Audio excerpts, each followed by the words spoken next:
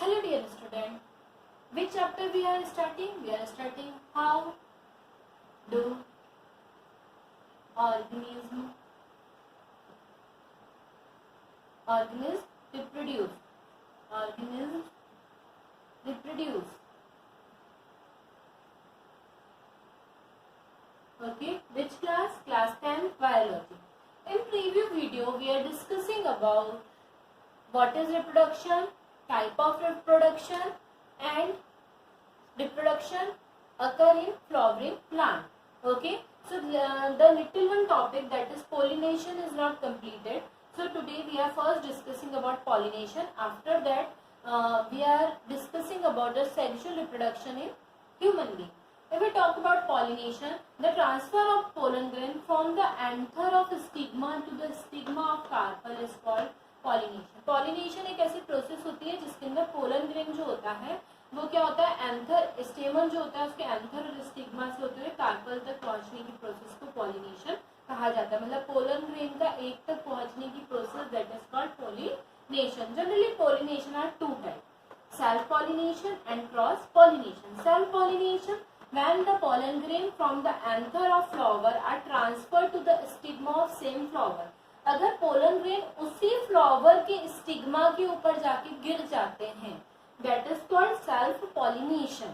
Okay, the cross pollination when the pollen grain from anther of flower of one plant और the transfer to the stigma of flower on the another similar plant. Okay, cross pollination एक ऐसी process जिसके अंदर या तो उसी plant के किसी दूसरे फ्लावर के ऊपर या उसी स्पीशीज के किसी दूसरे प्लांट के ऊपर पोलन ग्रेन जाके जब देखते हैं, that is called cross pollination.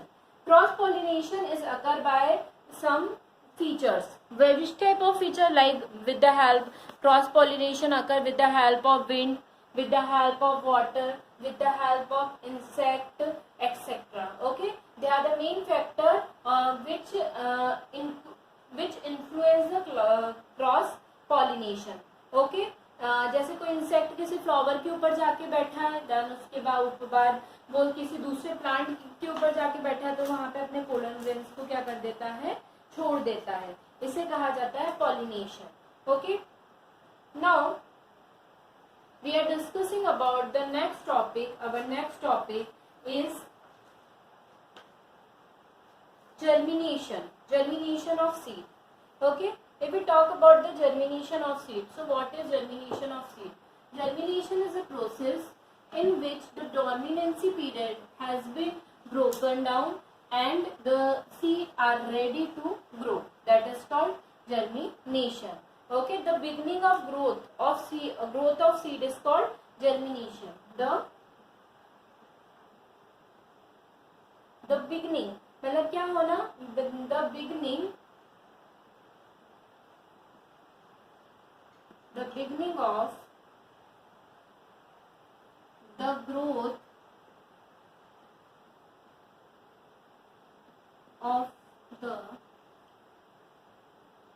seed is called germination. Okay, that means एक ऐसी प्रोसेस जब क्या होता है, सीड जो होता है अपने ग्रोथ के लिए स्टार्ट हो जाता है, दैट इज कॉल्ड जर्मिनेशन. इसमें एक और वर्ड आप लोगों ने सुना होगा, that is called dormancy. Okay, germination and dormancy both are opposite word of each other. Okay, now the sexual reproduction in flowering plant has been completed. Now we are discussing about the sexual reproduction in human being. Okay, our next topic is sexual reproduction in human being. Sexual reproduction in human being. Okay, देखिए अगर हम sexual reproduction की बात कर रहे हैं किसके अंदर, ह्यूमन बीइंग के अंदर, तो इनके अंदर दो तरीके के गैमेट होते हैं जो हम ऑलरेडी डिस्कस कर चुके हैं, that is male gamete and another one is female gamete. Okay, ये दोनों तरीके के गैमेट क्या होते हैं, इनके अंदर देखने को मिलते हैं. मेल गैमेट क्या होता है, मेल और फीमेल. मेल होता है स्पर्म एंड फीमेल होता है एग. दोनों आपस में एक दूसरे से फर्टाइल करते हैं और फर्टाइल करके जाइगोट का फॉर्मेशन करते हैं, right. This is the process of reproduction in human being. Generally gametes क्या होते हैं, मेल और फीमेल दोनों के अंदर क्या देखने को मिलते हैं, कुछ गैमेट्स देखने को मिलते हैं जो किसके अंदर पार्टिसिपेट करते हैं, जो आगे जाके रिप्रोडक्शन में क्या करते हैं, पार्टिसिपेट करते हैं। दोनों आपस एक दूसरे में फ्यूज होते हैं और फ्यूज होकर जाइगोट का फॉर्मेशन करते हैं। ये जाइगोट है आगे जाके एम्ब्रियो में, और ये एम्ब्रियो फॉइटस के अंदर क्या होता है, कन्वर्ट होता है, और ये फॉइटस ही आगे जाके बेबी के रूप में बर्थ करता है। ओके, इस तरीके की प्रोसेस किसके अंदर देखने को मिलती है, ह्यूमन बीइंग के अंदर सेक्सुअल रिप्रोडक्शन की देखने को मिलती है। इसके अंदर हमने देखा मेल गेमेट और फीमेल गेमेट। ओके, मेल जो होते हैं वो स्पर्म का फॉर्मेशन करते हैं और फीमेल जो होती है वो एग का फॉर्मेशन करती है। तो इन दोनों की फ्यूज होने की जो प्रोसेस होती है that is called fertilisation. Okay, the process in which male and female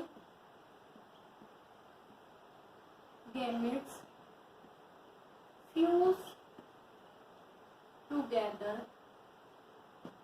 and form a zygote is called fertilization. Okay, fertilisation. Okay, clear. क्या होता है, एक ऐसी प्रोसेस जिसके अंदर मेल गेमेट और फीमेल गेमेट आपस में एक दूसरे से फ्यूज होते हैं और फ्यूज होकर किसका, जाइगोट का फॉर्मेशन करते हैं। That process is called fertilisation. Okay, मतलब क्या होगा, स्पर्म किससे फ्यूज करेगा, एग से फ्यूज करेगा और किसका फॉर्मेशन करेगा, जाइगोट का फॉर्मेशन करेगा। इसके अंदर दो तरीके के देखने को मिलता है, एक होता है इंटरनल फर्टिलाइजेशन और दूसरा होता है external fertilisation.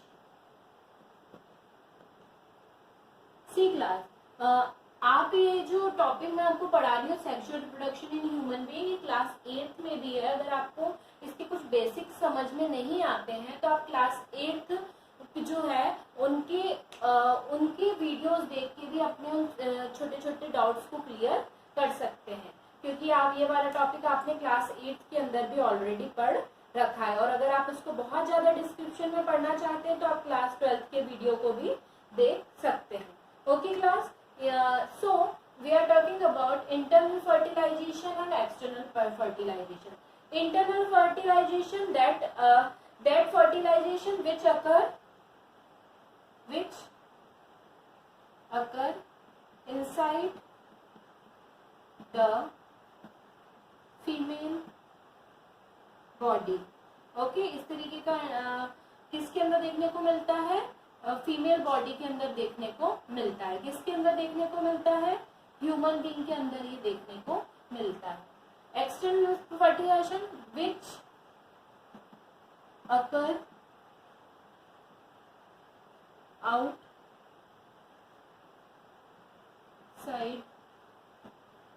the female body, right?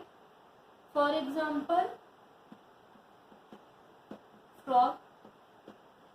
Okay, that means ये किसके अंदर देखने को मिलता है, फ्रॉग के अंदर देखने को मिलता है, जिसके अंदर क्या होता है, रिप्रोडक्शन जो होता है वो कहाँ पे देखने को मिलता है, outside the female body. Female body के बाहर के साइड ये क्या होता है, देखने को मिलता है। मतलब एग जो है वो ले कर देंगे वाटर के अंदर, मेल अपना स्पर्म ले कर देगा और दोनों फर्टाइल करेंगे outside the body. That is called external fertilization. Okay, these two mode of reproduction are seen in the human being. Okay, sorry, in a animal, not in human being, in a animal. These two mode of reproduction are seen in a animal.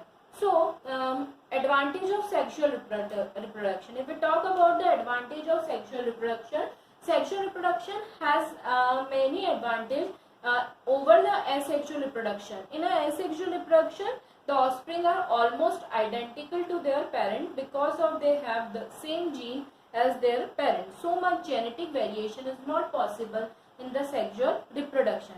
This is disadvantage of asexual reproduction because it is inhibited the future evolution of the organism, है ना. मैंने आपसे क्या बोला कि asexual reproduction के compare में sexual reproduction ज्यादा सही है. उसका रीजन ये होता है कि जो एसेक्सुअल रिप्रोडक्शन होता है वो अपनी ही जैसी कॉपी का फॉर्मेशन करता है, तो इसमें कोई भी इवोल्यूशन देखने को नहीं मिलता है. जबकि सेक्सुअल रिप्रोडक्शन जो होता है उसके थ्रू हम इवोल्यूशन देख सकते हैं, क्योंकि दो अलग टाइप के गैमेट होते हैं जो अलग कैरेक्टर को लिए हुए होते हैं, जिसके कारण हमको बहुत सारे डिफरेंट टाइप ऑफ वेरिएशंस जो होते हैं नेक्स्ट स्पीशीज में देखने को मिलते हैं. और बहुत सारी स्पीशीज जो होती हैं वो इसी के कारण क्या होती हैं, प्रोड्यूस होती हैं. सो सेक्सुअल रिप्रोडक्शन का ये सबसे इम्पोर्टेंट एडवांटेज है. Why the amount of DNA does not get double during the sexual reproduction? Okay, why the amount of DNA does not get double during the sexual reproduction? The gamete are a special type of cell called reproductive cell which contain only half of the amount of DNA as compared to the normal body cell of the organism. ठीक है, क्या बोला मैंने कि why the amount of DNA, हम जब sexual reproduction के अंदर DNA जो होता है उसका जो नंबर होता है वो डबल क्यों नहीं होता है ना. जनरली क्या कितने होते हैं, 23 नंबर्स में होते हैं, है ना. मतलब पेयर में कितने होते हैं, 23 होते हैं. और इंडिविजुअल अगर हम बात करें तो क्रोमोसोम नंबर कितना होता है, क्रोमोसोम नंबर. ठीक है, हैप्लॉइड जो होते हैं वो होते हैं 23 और डिप्लॉइड होते हैं 46. ठीक है, क्या होता है कि क्यों ऐसा होता है कि the amount of DNA does not double during the sexual reproduction. See ये जो होते हैं ये कैसे होते हैं, हैप्लॉइड नेचर वाले होते हैं. हैप्लॉइड नेचर वाले होते हैं दैट मीन्स कि ये जो क्रोमोसोम होते हैं ये कैसे होते हैं, जस्ट हाफ होते हैं. ठीक है, सिर्फ एक एक सेल होते हैं. जैसे फीमेल जो होती है वो 23 कंटेन करती है, मतलब एक जो होता है वो 23 क्रोमोसोम हैप्लॉइड, और स्पर्म जो होता है वो किसको 23 क्रोमोसोम को कंटेन किए हुए होता है. और ultimately end of the day कितने क्रोमोसोम ही बनते हैं, 46 क्रोमोसोम का ही फॉर्मेशन होता है. इसलिए क्या होता है, नॉर्मल जो होता है इसका नंबर कितना होता है, 46 ही होता है. इसलिए सेक्सुअल रिप्रोडक्शन के अंदर वो डबल नहीं होते, क्योंकि कैसे होते हैं, एक और स्पर्म जो होते हैं वो हैप्लॉइड नेचर वाले होते हैं. ओके, आई होप सो आपको ये टॉपिक क्लियर होगा. Puberty, the age at which the sex hormone begin to produce and the boy and girl become sexually mature is called puberty. Puberty वो समय होता है जब मेल और फीमेल जो होते हैं वो अपने सेक्स हार्मोन का प्रोड्यूक्शन स्टार्ट कर देते हैं और उनके अंदर सेक्सुअली वो क्या होने लगते हैं, मैच्योर होने लगते हैं. That is called puberty period. Male और फीमेल दोनों का प्यूबर्टी पीरियड डिफरेंट होता है. अगर हम बात करते हैं मेल और फीमेल की प्यूबर्टी पीरियड की, तो बॉयज का प्यूबर्टी पीरियड अलग होता है और फीमेल का प्यूबर्टी पीरियड क्या होता है, अलग देखने को मिलता है. अगर हम प्यूबर्टी पीरियड की बात कर रहे हैं तो इसके अंदर क्या होगा, बहुत सारे चेंजेस देखने को मिलेंगे. जैसे बॉयज जो होता है, बॉयज को होता है 13 to 14 ईयर. ओके, और गर्ल्स जो होता है उनका होता है 10 to 12 ईयर. ये इनका क्या होता है, प्यूबर्टी पीरियड होता है. इस समय क्या होता है, मेल जो होता है वो टेस्टिस के थ्रू किसका फॉर्मेशन, स्पर्म का फॉर्मेशन स्टार्ट कर देते हैं, और फीमेल जो होते हैं वो ओवरी के थ्रू एग का फॉर्मेशन स्टार्ट कर देते हैं. राइट, इसके अलावा बहुत सारे डिफरेंट चेंजेस भी देखने को मिलते हैं. Tasty produce the male sex hormone that is called testosterone. Okay, and female secrete two hormones, that is progesterone and estrogen. Estrogen and the second one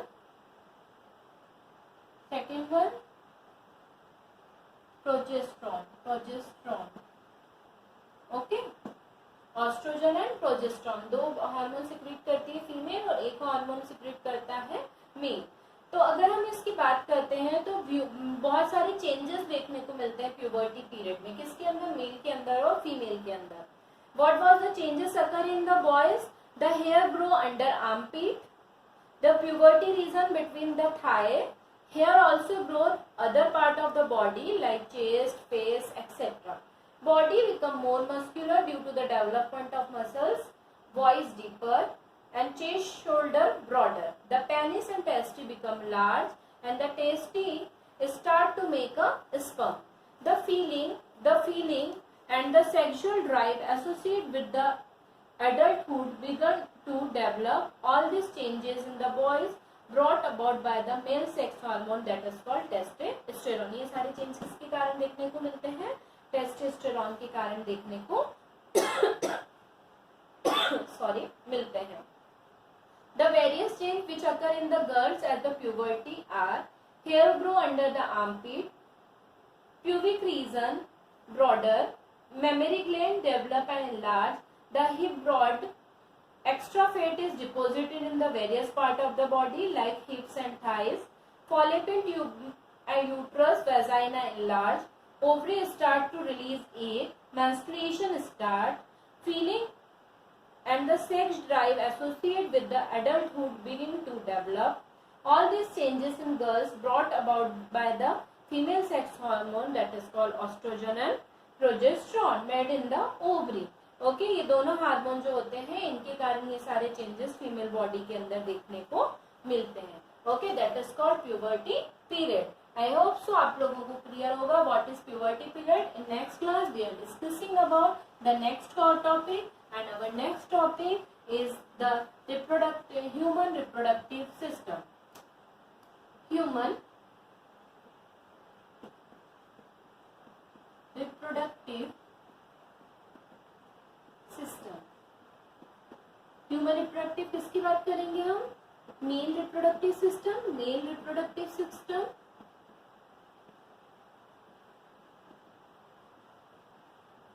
और फीमेल